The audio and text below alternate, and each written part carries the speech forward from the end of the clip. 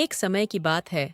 एक बड़े से गांव में एक बहुत ही अमीर और प्रभावशाली सेठ रहता था, जिसका नाम था प्रताप राय। उसके पास धन दौलत की कोई कमी नहीं थी, लेकिन उसकी सबसे बड़ी चिंता था उसका बेटा अशोक। अशोक जवान था, पढ़ा लिखा भी था, लेकिन उसे अपनी अमीरी का इतना घमंड था कि वह किसी को कुछ समझता ही नहीं था।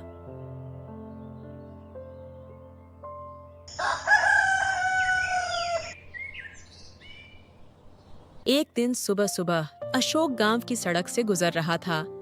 उसी समय एक बूढ़ा सब्जी वाला अपनी टोकरी लेकर जा रहा था। तभी अचानक दोनों आपस में टकरा जाते हैं। अरे ओ बुड्ढे, दिखाई नहीं देता क्या? आंखें बंद करके चलता है क्या तू? छोटे मालिक, माफ कर दीजिए, गलती से टक्कर हो गई, ध्यान नहीं रहा। माफी? तेरी इतनी औकात कि मुझसे टकरा जाए और फिर माफी मांग ले? अभी तुझे मजा चखाता हूं। गुस्से में अशोक उसकी टोकरी उठाकर जमीन पर पटक देता है। सारी सब्जियां मिट्टी में बिखर जाती हैं। अरे मालिक, आपने ये क्या कर दिया? मेरी सारी मेहनत चली गई, अब मैं क्या करूंगा?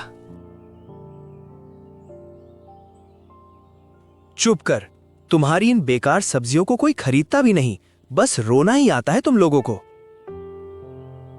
यह सब दूर खड़े प्रताप राय देख रहे थे। बेटे का व्यवहार देखकर उनका मन दुखी हो जाता है और वह तुरंत वहां पहुंचते हैं। अशोक, ये क्या तरीका है? एक बूढ़े आदमी से ऐसे बात करते हुए तुम्हें शर्म नहीं आती? पिताजी, आप बीच में मत पड़िए, गलती इसकी है। गलती इसकी नहीं, तुम्हारी है। तुम तुरंत इनसे माफी मांगो। मैं इस गरीब से माफी मांगू? कभी नहीं। यह सुनकर प्रताप राय का चेहरा सख्त हो जाता है।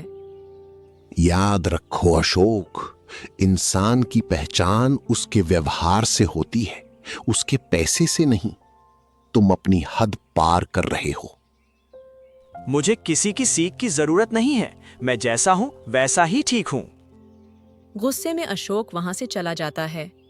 प्रताप राय उस गरीब आदमी की मदद करते हैं, लेकिन उनके मन में चिंता और बढ़ जाती है। अगर अभी नहीं सुधरा तो एक दिन सब कुछ बर्बाद कर देगा।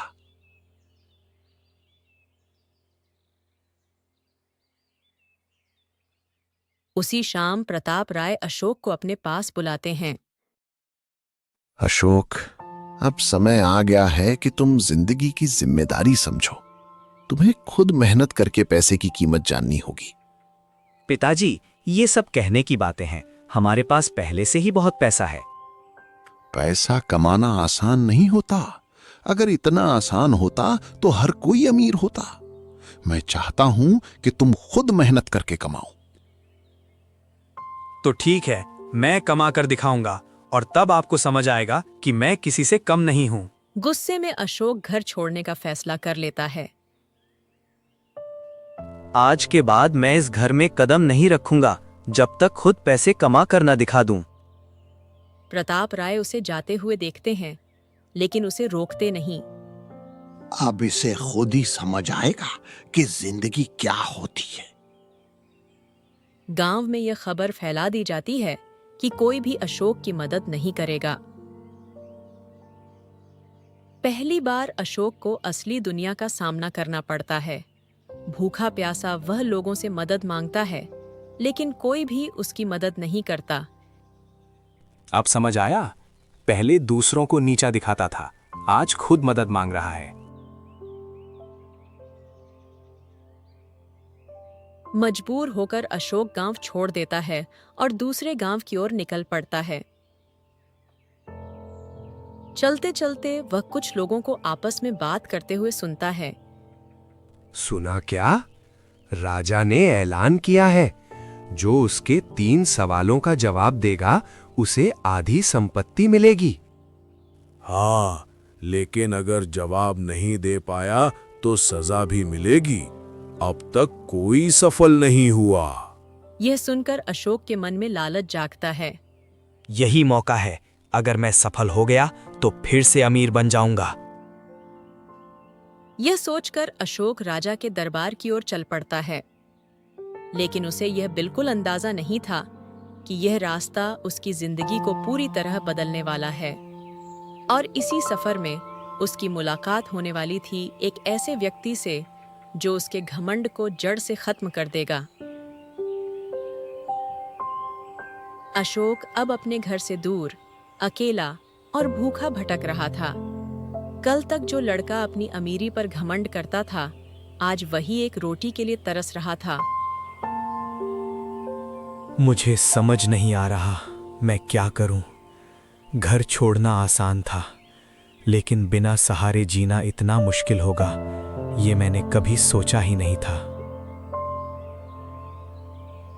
चलते चलते अशोक एक पेड़ के नीचे बैठ जाता है।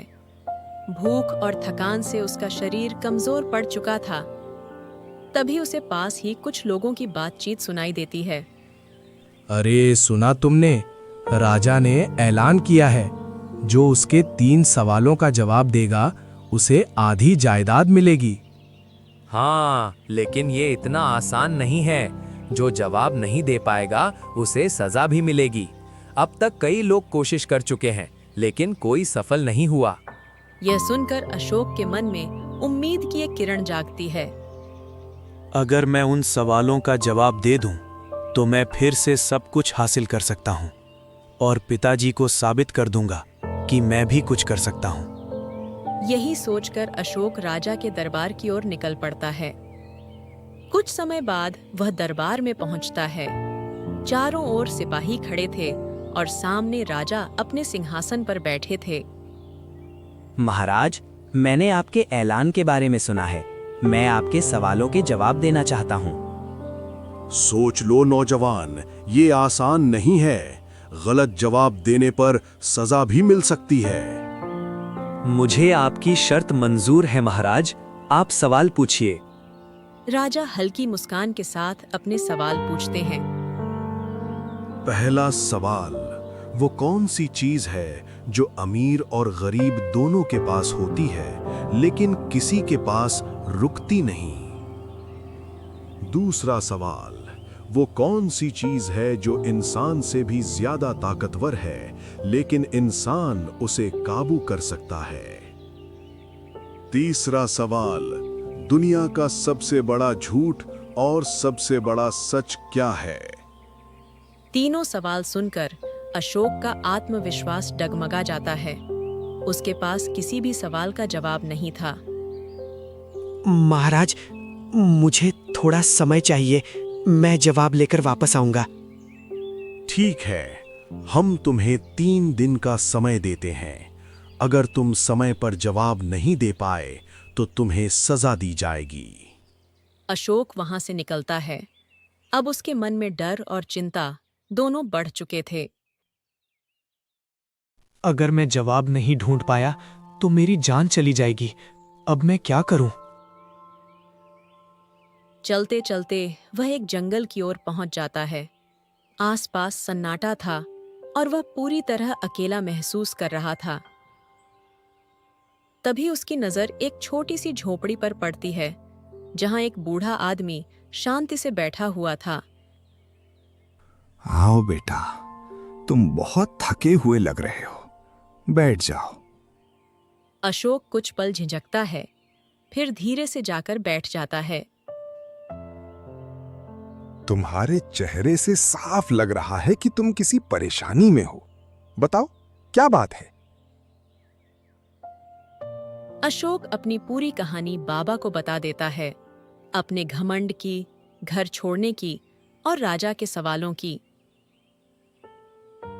बाबा, अगर मैं जवाब नहीं दे पाया तो मेरी जान चली जाएगी। मुझे समझ नहीं आ रहा क्या करूं। इतनी सी बात के लिए इतने परेशान हो? हर सवाल का जवाब होता है। बाबा, ये आसान नहीं है। बड़े बड़े लोग भी इन सवालों का जवाब नहीं दे पाए। हर चीज की एक कीमत होती है बेटा। अगर तुम कीमत चुकाने को तैयार हो तो मैं तुम्हारी मदद कर सकता हूं। मेरे पास अभी कुछ भी नहीं है, लेकिन अगर मुझे इनाम मिला तो मैं आपको जो चाहे वो दे दूंगा। मैं तुम्हें 2 सवालों के जवाब अभी बता देता हूं, लेकिन तीसरे सवाल के लिए तुम्हें एक कीमत चुकानी होगी।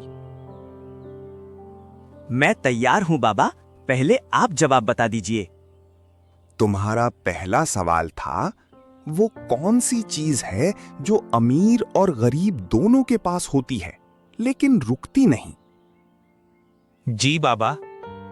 उसका जवाब है वक्त। ये हर किसी के पास आता है लेकिन कभी किसी के लिए रुकता नहीं। यह सुनकर अशोक चौंक जाता है। इतना सीधा जवाब, फिर भी मैं समझ नहीं पाया। बाबा, अब दूसरा सवाल बताइए। दूसरा सवाल था, वो कौन सी चीज है जो इंसान से ज्यादा ताकतवर है लेकिन इंसान उसे काबू कर सकता है? उसका जवाब है मन। अगर इंसान अपने मन पर काबू ना रखे तो वही उसे बर्बादी की ओर ले जाता है, लेकिन अगर काबू कर ले तो वही उसे महान बना सकता है। ये सुनकर अशोक गहराई से सोचने लगता है। अब सिर्फ एक सवाल बाकी था और वही सबसे कठिन था। तीसरे सवाल का जवाब पाने के लिए तुम्हें अपनी सबसे बड़ी कमजोरी छोड़नी होगी। मेरी सबसे बड़ी कमजोरी? अशोक के मन में डर और जिज्ञासा दोनों बढ़ने लगते हैं। बाबा की बात सुनकर अशोक गहरे सोच में डूब गया। अब उसे समझ आने लगा था कि हर चीज पैसे से नहीं खरीदी जा सकती। बाबा, आप कह रहे हैं कि मुझे अपनी सबसे बड़ी कमजोरी छोड़नी होगी, लेकिन वो है क्या? तुम्हारी सबसे बड़ी कमजोरी है तुम्हारा घमंड। जब तक तुम इसे नहीं छोड़ोगे तब तक तुम्हें तीसरे सवाल का जवाब नहीं मिलेगा। यह सुनकर अशोक चुप हो जाता है। उसे अपने सारे पुराने व्यवहार याद आने लगते हैं। सब्जी वाले के साथ बदतमीजी, पिता से ऊंची आवाज में बात करना और दूसरों को नीचा समझना। बाबा, शायद आप सही कह रहे हैं। मेरा घमंड ही मुझे इस हालत तक लेकर आया है, लेकिन मैं इसे कैसे छोड़ूं? अपनी गलती को स्वीकार करो और उससे सीख लो। अगर सच में बदलना चाहते हो तो सबसे पहले अपने पिता से माफी मांगो। यह सुनकर अशोक कुछ पल के लिए घबरा जाता है। पिताजी से माफी? मैंने तो उन्हें चुनौती देकर घर छोड़ा था। क्या वो मुझे माफ करेंगे? अगर तुम्हारा दिल सच्चा है तो वो जरूर तुम्हें माफ करेंगे। यही तुम्हारी असली परीक्षा है। अशोक भारी मन से अपने गांव की ओर चल पड़ता है। रास्ते भर वह अपने की पर सोचता रहता है। मैंने हमेशा पिताजी को गलत समझा। उन्होंने जो कहा मेरे भले के लिए कहा था। कुछ समय बाद अशोक अपने घर के दरवाजे पर पहुंचता है। पिताजी, दरवाजा खोलिए। प्रताप राय दरवाजा खोलते हैं और सामने अशोक को देखकर चौंक जाते हैं। अशोक, तुम वापस आ गए? पिताजी, मुझे माफ कर दीजिए। मैंने आपके साथ बहुत गलत किया। आपकी मेहनत की कद्र नहीं की और अपने घमंड में अंधा हो गया था। कुछ पल के लिए सन्नाटा छा जाता है। बेटा, मुझे इसी दिन का इंतजार था कि तुम्हें अपनी गलती का एहसास हो। पिताजी, मैं बदलना चाहता हूँ। मुझे एक मौका दीजिए। तुम मेरे बेटे हो, तुम्हें माफी मांगने की जरूरत नहीं है। दोनों एक दूसरे को गले लगा लेते हैं। उसी पल अशोक का घमंड पूरी तरह टूट जाता है। अशोक तुरंत बाबा के पास लौटता है। बाबा, मैंने आपकी बात मान ली। मैंने अपने पिताजी से माफी मांग ली। अब कृपया मुझे तीसरे सवाल का जवाब बताइए। अब तुम इस जवाब के योग्य हो। तुम्हारा तीसरा सवाल था, दुनिया का सबसे बड़ा झूठ और सबसे बड़ा सच क्या है? जी बाबा। सबसे बड़ा झूठ है इंसान का ये मान लेना कि वो कभी गलत नहीं हो सकता, और सबसे बड़ा सच है हर इंसान को अपने कर्मों का फल जरूर मिलता है। ये सुनकर अशोक के चेहरे पर शांति और समझ साफ दिखाई देती है। बाबा, आपने मेरी आंखें खोल दी। मैं आपका एहसान कभी नहीं भूलूंगा। समय पूरा होने से पहले अशोक राजा के दरबार में पहुंचता है। नौजवान, क्या तुम हमारे तीसरे सवाल का जवाब लेकर आए हो? जी महाराज, सबसे बड़ा झूठ है इंसान का खुद को हमेशा सही समझना, और सबसे बड़ा सच है हर इंसान को अपने कर्मों का फल अवश्य मिलता है। यह सुनकर राजा प्रसन्न हो जाते हैं। बहुत खूब, तुमने हमारे तीनों सवालों के सही उत्तर दिए हैं। हम अपना वादा निभाते हुए तुम्हें अपनी आधी संपत्ति देते हैं। लेकिन इस बार अशोक के चेहरे पर कोई घमंड नहीं था।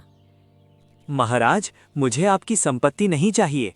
मैंने जो सीखा है वही मेरे लिए सबसे बड़ी दौलत है। अब मैं अपने पिता के साथ मेहनत करके जीवन जीना चाहता हूँ। नौजवान, तुम सच में बदल चुके हो। यही सोच तुम्हें सबसे अमीर बनाती है। अशोक अपने पिता के पास लौट जाता है और मेहनत और ईमानदारी से काम करने लगता है। अब उसमें न घमंड था और न ही किसी के प्रति नफरत। समय के साथ वही अशोक एक समझदार और सम्मानित व्यक्ति बन जाता है।